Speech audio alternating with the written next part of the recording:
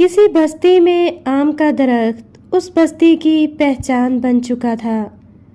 یہ درخت نہ صرف سایہ مہیا کرتا تھا بلکہ اس کے رسدار پھل سے بچے لطف اندوز ہوتے، اور سب سے بڑھ کر یہ کہ پرندے اس کی شاخوں میں گھونسلہ بناتے۔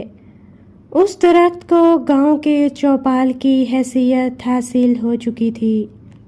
ایک دن جب گاؤں والوں کو خبر ملی کہ علاقے کے خان صاحب نے فیصلہ کیا ہے کہ اس درخت کو کاٹ کر اس جگہ پر ایک دفتر بنایا جائے گا، خان صاحب کے پاس دولت کی ریل پیل تھی۔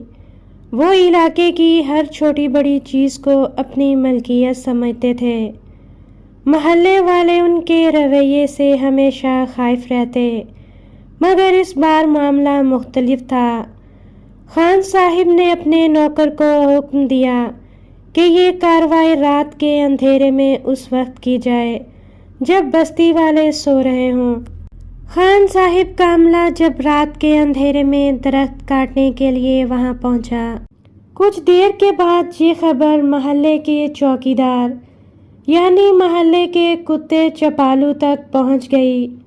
چپالو اپنی جاسوس آنکھوں سے ہر حرکت پر نظر رکھتا تھا۔ اس نے فوری طور پر اپنے دوست کوے، جس کا نام کاغا تھا، اس کو خبر دے دی۔ رات کو جب مزدور درخت کاٹنے کے لیے پہنچے تو اچانک آسمان سے کاغا کی قیادت میں پرندوں کا جھنڈ نمودار ہوا اور شور مچانا شروع کر دیا۔ پرندوں کا شور مچانا اس بات کی علامت ہوتا ہے کہ کوئی خطرہ ہے۔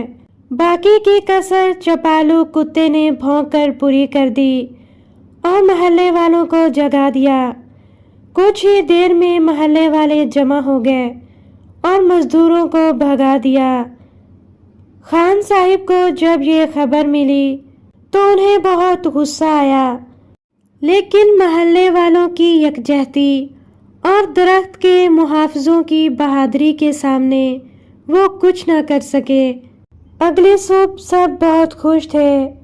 چپالو درخت کے نیچے بیٹھا تھا، کاغا اپنے گھونسلے میں، اور محلے والے انہیں دیکھ کر مسکرا رہے تھے۔ پیارے بچوں، یہ کہانی ثابت کرتی ہے کہ اگر اتحاد ہو تو بڑے سے بڑا خطرہ بھی ٹالا جا سکتا ہے۔